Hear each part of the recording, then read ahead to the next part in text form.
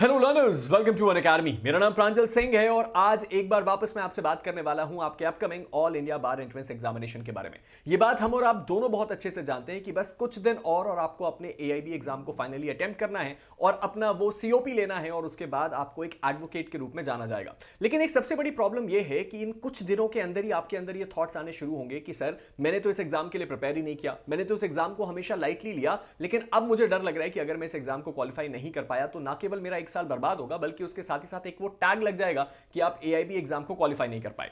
अब इसमें आपकी बिल्कुल भी गलती नहीं, और गलती इसलिए नहीं है कि सर इस वक्त मैं अच्छे से समझ सकता हूं कि ये थॉट सभी को आते हैं, और दूसरा रीजन ये है कि सर आपने उन 5 सालों में इस तरीके से नॉलेज को ग्रैब नहीं किया जो आपको इतना कॉन्फिडेंस दे पाए कि इस पेपर को डील कैसे करना है।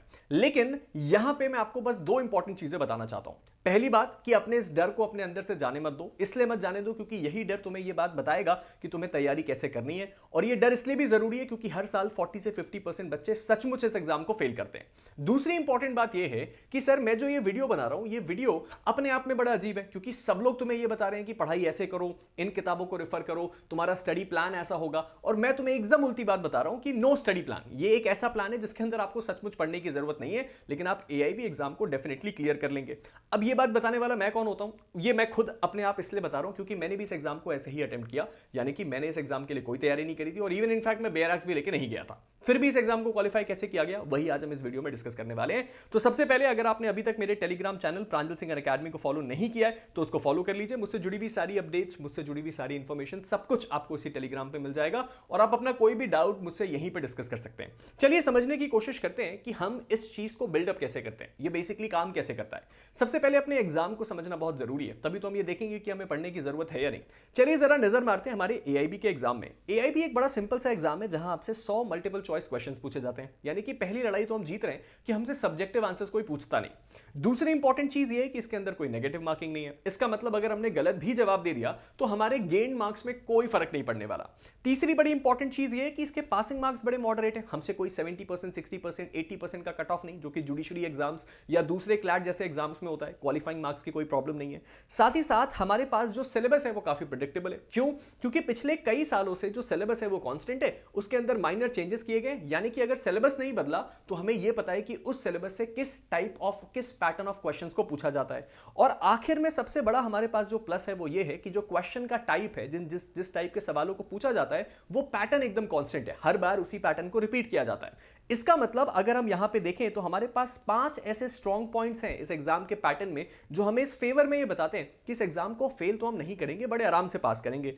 और इसीलिए क्योंकि ये एग्जाम का पैटर्न ऐसा है, क्योंकि इस एग्जाम में कोई आपके लिए टॉपर्स की रैंकर नहीं आती है, इसीलिए इस एग्जाम में आपको जरूरत हैक्स की है प्रिपरेशन से ज्यादा। मैं ये नहीं कह रहा कि इस एग्जाम के लिए प्रिपेयर नहीं करना होता है, लेकिन पढ़ने की जरूरत शायद उतनी नहीं जितना आप सोच रहे हैं। आपको दिन भर पढ़ने की जरूरत नहीं है, आपको सेक्शंस रटने की जरूरत नहीं है, आपको केस लॉज याद करने की जरूरत नहीं है। कुछ शॉर्ट ट्रिक्स का इस्तेमाल करके इस एग्जाम में आप, चलिए सबसे पहले देखते हैं।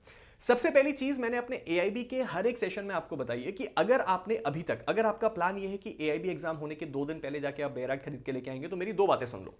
अगर तुम किसी ऐसी गन को लेके किसी जंग पे जा रहे हो जिस गन को तुमने प्रैक्टिस साइट पे चलाया नहीं, तो कोई मतलब नहीं है उस गन का, क्योंकि उस लड़ाई में तुम उस गन का इस्तेमाल कर नहीं पाओगे। सिमिलरली बेयर एक्ट को अगर तुमने लेके मॉक पेपर्स को सॉल्व नहीं किया तो तुम्हारे लिए कोई मतलब नहीं है उन बेयर एक्ट का एग्जाम हॉल में, क्योंकि तुम्हारा टाइम बढ़ जाएगा। तो सबसे पहली और मोस्ट इंपॉर्टेंट चीज यह है कि एग्जाम से 15-20 दिन पहले आपके पास बेयर एक्ट हाथ में होनी चाहिए, ताकि आप एग्जैक्टली इस बात को फिगर आउट कर पाएं कि भाई ये बेयर एक्ट काम कैसे करती है।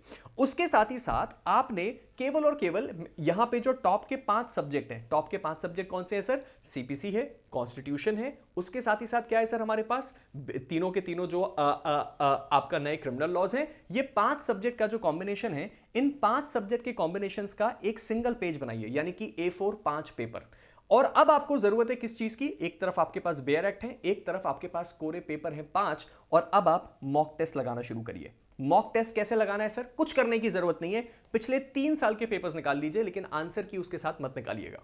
केवल और केवल इन 3 साल के पेपर्स को निकालिए और इन पेपर को अपनी बेयर एक्ट को देख के सॉल्व करिए। कोई फर्क नहीं पड़ता आप कितना स्कोर कर रहे हैं। मैं बस ये चाहता हूं कि आप उन क्वेश्चंस के साथ कंफर्टेबल हो जाएं जो आपसे पूछे जा रहे हैं, और उसके साथ ही साथ बेयर एक्ट से जवाब कैसे ढूंढना है आप उसमें कंफर्टेबल हो जाएं।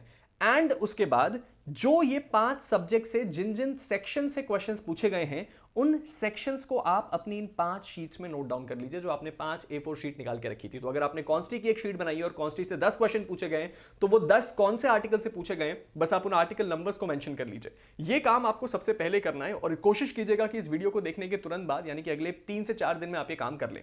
अगली इंपॉर्टेंट चीज आती है लैंडमार्क केस। एक सिंगल पेज बनाइए जो कि एक सब्जेक्ट का होगा, और मैं ये नहीं कह रहा कि इसमें अंदर आपको 15 केसेस लिखने हैं, हर सब्जेक्ट से 3 से 4 केस। याद नहीं करना है, पढ़ना नहीं है, केवल अपनी हैंडराइटिंग में उसको नोट डाउन कर लेना ताकि आपके कहीं सबकॉन्शियस में ये बात फीड हो जाए कि ये लैंडमार्क केसेस किसके बारे में बात करते हैं।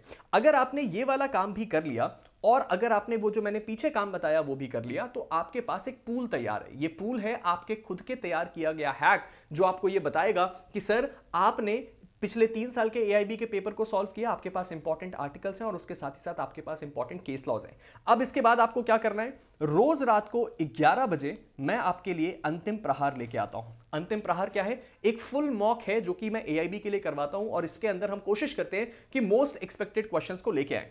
आप डेली रात को 11 बजे से अंतिम प्रहार को अटेंड करिए, क्योंकि मैं यहां पे आपको अश्योरिटी दे सकता हूं कि हां मैं जो क्वेश्चन लेके आता हूं वो क्वेश्चन भर दिए, लेकिन आप चाहें तो कहीं और किसी और मॉक को भी अटेंड कर सकते हैं। इस मॉक को आप डेली अटेंड करिए, हमारे साथ लाइव या रिकॉर्डिंग में देखिए, इसकी पीडीएफ टेलीग्राम पे मिल जाती है। उसके बाद इस मॉक को जब आप अटेम्प्ट करेंगे और डेली बैठ के मॉक लगाएंगे तो आपको केवल और केवल अपनी इस लिस्ट के अंदर कुछ भी एक्स्ट्रा दिखता है तो उसको नोट डाउन करते जाइए, अगर आपको लगता है कि वो इंपॉर्टेंट है या मैं अपने सेशंस में अगर बता रहा हूं वो इंपॉर्टेंट है।